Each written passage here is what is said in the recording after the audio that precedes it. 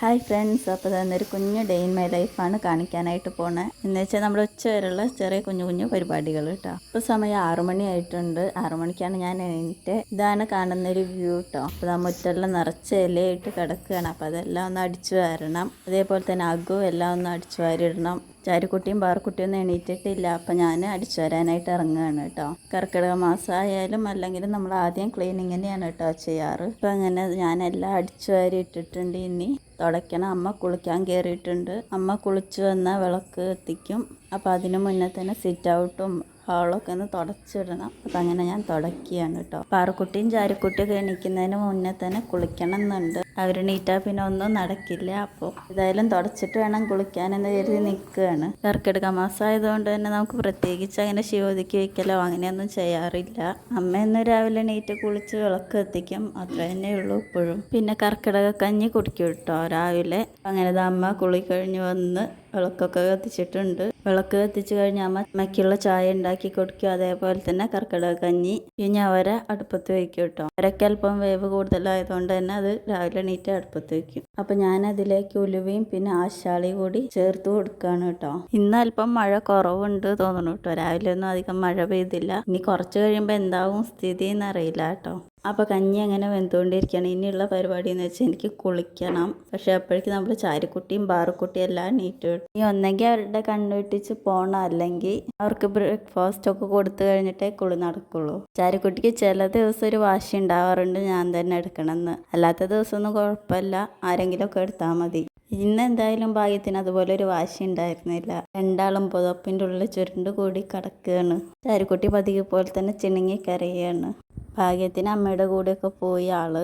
പാറക്കുട്ടിക്ക് പിന്നെ അങ്ങനെ പ്രത്യേകിച്ച് വാശിയൊന്നും ഉണ്ടാവാറില്ല. അങ്ങനെ അവർ അമ്മയുടെ അടുത്ത് പോയപ്പോൾ ഞാൻ ആ തകത്തിൽ പോയി കുളിച്ചു കേട്ടോ. വേഗം പോയി കുളിച്ച് വന്നു. അപ്പോഴേക്കും ഏട്ടനും എണീറ്റ് ഫ്രഷായി വന്നിട്ടുണ്ടായിരുന്നു. അങ്ങനെ ചാരുക്കുട്ടിയും പാറക്കുട്ടിയൊക്കെ ഏട്ടൻ്റെ അടുത്തേക്ക് പോയി. ഏട്ടനുണ്ടെങ്കിൽ അവർക്ക് വേറെ ആരെയും വേണ്ട കേട്ടോ, ഏട്ടനെ മാത്രം മതിയാവും. അങ്ങനെ എൻ്റെ കുളിയൊക്കെ കഴിഞ്ഞ് വന്നപ്പോഴേക്ക് സമയം ഏകദേശം 7:30 മണിയായിട്ടോ. അവരൊക്കെ ഒന്ന് മെരുക്കി ഓടിപ്പോയി കുളിച്ച് വന്നപ്പോഴേക്ക് ഇനി മെയിൻ പരിപാടി ബ്രേക്ക്ഫാസ്റ്റ് ഉണ്ടാക്കണം. അപ്പോൾ ഞാൻ മെല്ലൊരു ഭസ്മക്കുറിയൊക്കെ തൊട്ട് ബ്രേക്ക്ഫാസ്റ്റ് ഉണ്ടാക്കാനായിട്ട് പോവുകയാണ്. ആദ്യം തന്നെ ചായക്കുള്ള വെള്ളം വെച്ചു. കട്ടൻ ചായയാണ് അധികം ഉണ്ടാക്കാറ്.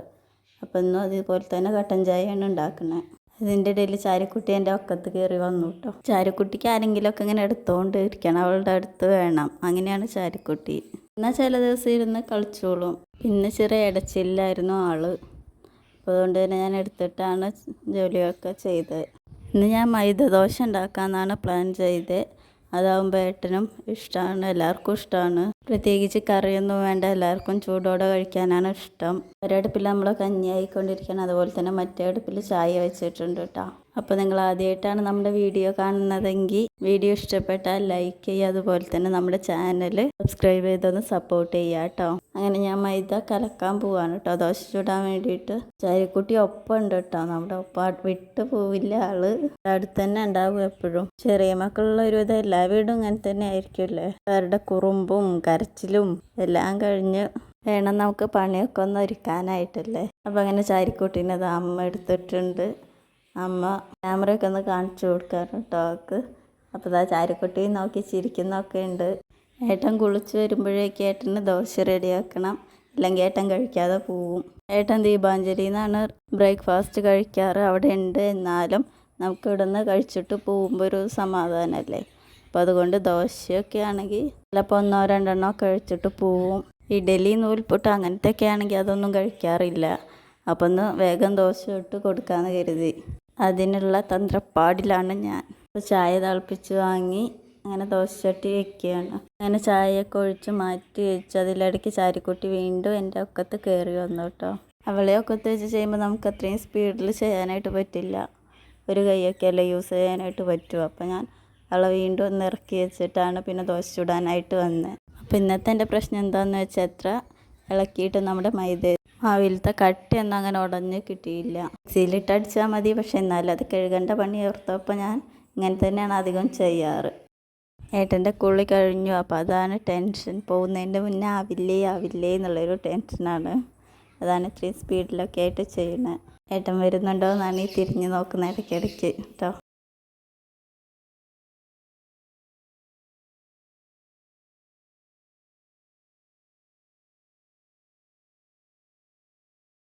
അപ്പം അങ്ങനെ അത് 8 മണിയാവാറായി. ഏട്ടൻ റെഡി ആയിട്ട് വന്നു ചായ കുടിക്കാനായിട്ട്. ഏട്ടൻ വന്നപ്പോഴേക്കും ഒരു ദോശ ആയിട്ടുണ്ടായിരുന്നു. ഒന്നാണെങ്കിൽ ചട്ടിയിൽ ചെറിയൊരു പ്രശ്നം ഉണ്ടായിരുന്നു, ചെറുതായിട്ട് പിടിക്കുന്നുണ്ടായിരുന്നു കേട്ടോ. സാധാരണ ഉണ്ടാവാറില്ല, എന്നെന്തോ ചെറുതായിട്ട് പിടിക്കുന്നുണ്ട്. അപ്പോൾ ഞാൻ എണ്ണയാക്കി കേട്ടോ, എണ്ണ യൂസ് ചെയ്തു. അപ്പോൾ പിന്നെ കുഴപ്പമില്ല. എന്തായാലും ഏട്ടൻ 2 ദോശ കഴിച്ചിട്ടാണ് പോയി, അതുകൊണ്ട് കുഴപ്പമില്ല. മറ്റേ കഴിക്കാണ്ട് പോകുമ്പോൾ എന്തോ ഒരു വിഷമമാണ്. അപ്പോൾ അതിൻ്റെ ബാക്കി ദോശയെല്ലാം ഞാൻ അപ്പോൾ തന്നെ ചുട്ട് കഴിച്ചു. അതിൻ്റെ കൂടെ തന്നെ വേറെയും ചില പരിപാടികളൊക്കെ നടക്കുന്നുണ്ട് കേട്ടോ. ചാരിക്കുട്ടി ഇടയ്ക്ക് വരും, പോവും. ഇതേപോലത്തെ നമ്മുടെ കഞ്ഞി അപ്പുറത്തായിക്കൊണ്ടിരിക്കുകയാണ്. അപ്പോൾ അതിൻ്റെ കാര്യങ്ങളൊക്കെ നോക്കണം. കഞ്ഞിയുടെ കാര്യമൊക്കെ അമ്മയാണ് നോക്കാറ്. അതിലേക്ക് നാളികേരപ്പാൽ പിഴണം, അതുപോലെ തന്നെ ഉള്ളി വറുത്തിടണം, അതൊക്കെ അമ്മയാണ് ചെയ്യാറ്. അതിൻ്റെ ഇടയിൽ അമ്മ അതിനുള്ള പരിപാടികളും നോക്കുന്നുണ്ട്, നാളികേരം ചെറുകലും ഉള്ളി നന്നാക്കലും ഒക്കെ ആയിട്ട്. ചെറിയ കുട്ടികളുണ്ടാകുമ്പോൾ എന്തായാലും അവരെ ശ്രദ്ധിക്കേണ്ടതും അത്യാവശ്യം തന്നെയാണ് അല്ലേ. അതിൻ്റെ ഇടയിൽ ഗ്യാപ്പ് കിട്ടിയപ്പോൾ ഞാൻ ചാരുക്കുട്ടീനെയും പാറുക്കുട്ടീനെയൊക്കെ ബ്രഷ് ചെയ്യിപ്പിച്ചു, ഫ്രഷാക്കി നിർത്തിയിട്ടോ. പിന്നെ ഇടയ്ക്ക് ചാരുക്കുട്ടി ഞാൻ എടുത്തുകൊണ്ടിരിക്കുന്ന ടൈമാണെന്നുണ്ടെങ്കിൽ അവൾക്ക് അപ്പം തന്നെ ദോശ ചൂടോടെ തന്നെ കൊടുക്കാനായിട്ട് നോക്കൂട്ടോ.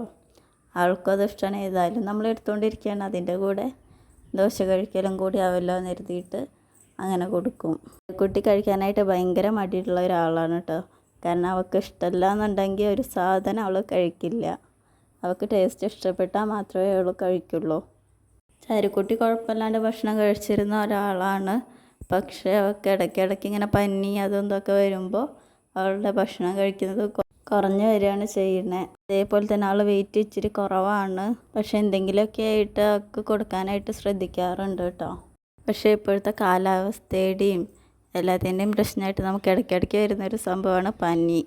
അതേപോലെ തന്നെയാണ് ഇവിടെയും 2 പേരുള്ളത് കൊണ്ട് തന്നെ ഒരാളുടെ കഴിയുമ്പോഴേക്കും ഒരാൾക്ക് അങ്ങനെ പനി ഇടയ്ക്കിടയ്ക്ക് മാസത്തിൽ 2 തവണയൊക്കെ പനിക്കുന്നൊരു സ്വഭാവം ഇപ്പോൾ ഇവിടെയുണ്ട്. പാറുക്കുട്ടി കുഴപ്പമില്ലാണ്ട് കഴിക്കണോണ്ട് അവൾക്ക് വലിയ പ്രശ്നം ഉണ്ടാവാറില്ല. പക്ഷെ നമ്മുടെ ചാരുക്കുട്ടി ഫുഡൊന്നും കഴിക്കാത്തതുകൊണ്ട് ആൾ ക്ഷീണിച്ച് വരികയാണ് ചെയ്യുന്നത്, വെയിറ്റ് കൂടുന്നില്ല ഒട്ടും. അപ്പം അങ്ങനെ കഞ്ഞിയൊക്കെ റെഡിയായി, ദോശയൊക്കെ ചുട്ട് കഴിഞ്ഞു. അപ്പം ഞാനും അമ്മയും രാവിലെ കഞ്ഞിയാണ് കുടിക്കാറ്, പാറുക്കുട്ടിക്കും ചാരുക്കുട്ടിക്കും ദോശയാണ് കൊടുക്കാറ്. അപ്പം അങ്ങനെ ചായ കുടിക്കാനുള്ളതൊക്കെ സെറ്റാക്കി. ചാരുക്കുട്ടി ഇതിലിടയ്ക്ക് കുറച്ച് കഴിച്ചിട്ടുണ്ടായിരുന്നു, അപ്പോൾ അവൾക്ക് വലിയ വിശപ്പുണ്ടാവില്ല. പാറുക്കുട്ടിക്ക് നമ്മൾ ഡോറയൊക്കെ വെച്ച് കൊടുത്തിട്ടാണ് കഴിപ്പിക്കുന്നത്. പാറുക്കുട്ടി ബാലവാടിയിൽ പോകാറുണ്ട്, പക്ഷെ ഇന്ന് ബാലവാടി ഇല്ലാത്തത് കൊണ്ട് നമുക്ക് ടൈമൊന്നും നോക്കേണ്ട കാര്യമല്ല, ഈസി ആയിട്ട് ടൈം എടുത്ത് കാര്യങ്ങളൊക്കെ ചെയ്യാമല്ലോ. പിന്നെ പാറുക്കുട്ടി ഭക്ഷണം കഴിക്കാന്ന് വെച്ചാൽ അത് 1 മണിക്കൂർ മിനിമം അവൾക്ക് വേണം ഭക്ഷണം കഴിക്കാനായിട്ട്. അത്രയും ഇരുന്നാലേ ചിലപ്പോൾ അവളൊരു ദോശയൊക്കെ കഴിക്കുള്ളൂ. കാരണം വർത്താനാണ് ആൾക്ക് കൂടുതൽ, ഭക്ഷണം കഴിക്കൽ കുറവാണ്. എന്നാലും നമ്മൾ എങ്ങനെയെങ്കിലുമൊക്കെ പറഞ്ഞ് കൊടുത്താൽ ആൾ ചിലപ്പോൾ കഴിക്കും, ചിലപ്പോൾ കഴിക്കില്ല, അങ്ങനെയാണ്. അങ്ങനെ എൻ്റെ കഞ്ഞികൂടി അവരുടെ ദോശ കഴിപ്പൊക്കെ പുരോഗമിക്കുകയാണ്.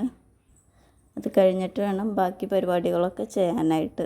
അവർ ഭക്ഷണം കഴിച്ച് വയറൊക്കെ നിറച്ച് നല്ല രീതിയിൽ കളിക്കുകയാണെന്നുണ്ടെങ്കിൽ നമുക്ക് പണികളൊക്കെ അതേപോലെ തന്നെ സുഖമായിട്ട് ചെയ്യാം. എന്നാൽ ഭക്ഷണം കഴിച്ചില്ല, വിശക്കുന്നുണ്ടെന്നുണ്ടെങ്കിൽ 2 പേർക്കും നല്ല കുറുമ്പ് വാശിയായിരിക്കും കേട്ടോ.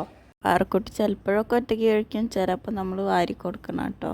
ചാരുക്കുട്ടി എൻ്റെ മടിയിലിരുന്ന് കുറേ അഭ്യാസങ്ങളൊക്കെ കാണിക്കുന്നുണ്ട്. ഒരാൾ ചായ അടിച്ചാൽ മറ്റേക്ക് അപ്പം തന്നെ വേണം ചായ, അങ്ങനെയാണ് ഇവിടെ. ചാരുക്കുട്ടി എൻ്റെ മടിയിൽ നിന്നൊക്കെ ഇറങ്ങിപ്പോയി ആൾ പോയി കളിക്കുകയാണ്. കട്ടിൽമേലൊക്കെ കയറാൻ തുടങ്ങിയിട്ടുണ്ട്. അപ്പോൾ അതിൻ്റെ ചെറിയ പേടിയും ഇതൊക്കെ ഉണ്ട്, വീഴുമോ എന്നുള്ളതൊക്കെ.